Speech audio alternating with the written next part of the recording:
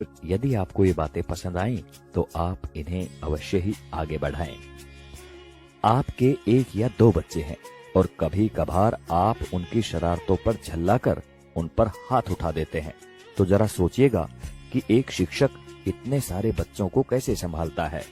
आप खुद टीवी या मोबाइल में व्यस्त हैं, आपका बच्चा आपके पास आता है, आप उस अधखिले फूल को झिड़क देते हैं, जाओ भागो पढ़ाई करो।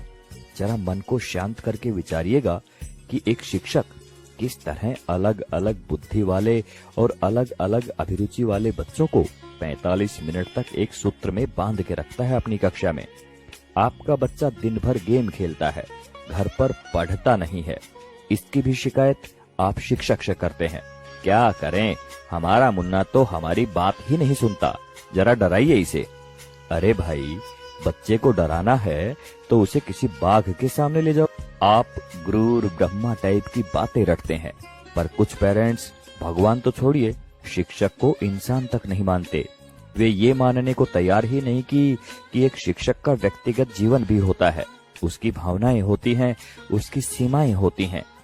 अन्य विभागों के कर्मचारियों की तरह शिक्षक सिर्फ एक वेतनभोगी ही नहीं होता, इसमें सिर्फ सेवा का आदान प्रदान ही नहीं होता, बल्कि छात्र शिक्षक के बीच तमाम मानवीय मूल्यों का भी आदान प्रदान होता है। आप अपने छोटे मोटे काम कराने के लिए सरकारी कर्मचारियों के आगे हाथ जोड़ते हैं, पैर पकड़ते हैं, लेकिन शिक्षक जो कि आपकी संतान को शिक्षा दे रहा है, उसकी एक गलती आपसे बर्दाश्त नहीं होती।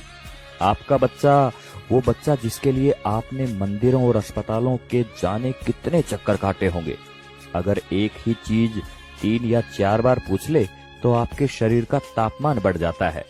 अब जरा सोचिए कि एक शिक्षक किस धैर्य के साथ बताता है कि 3 जमा 1 और 1 जमा 3 दोनों बराबर होते हैं, भले ही ये एक दूसरे के विपरीत नजर आते हैं। अगर वास्तव में बात समझ में आ गई हो तो आपसे हाथ जोड़कर विनती है कि आप हर शिक्षक को भगवान ना सही, कम से कम इंसान समझकर उतना सम्मान अवश्य दें जो कि एक इंसान को मिलना चाहिए। सभी शिक्षक बंधुओं को समर्पित एवं सभी सम्मानित अभिभावकों को चिंतन करने हेतु प्रेषित है ये बात। आप सभी का शुक्रिया। नमस्कार। जय हिंद।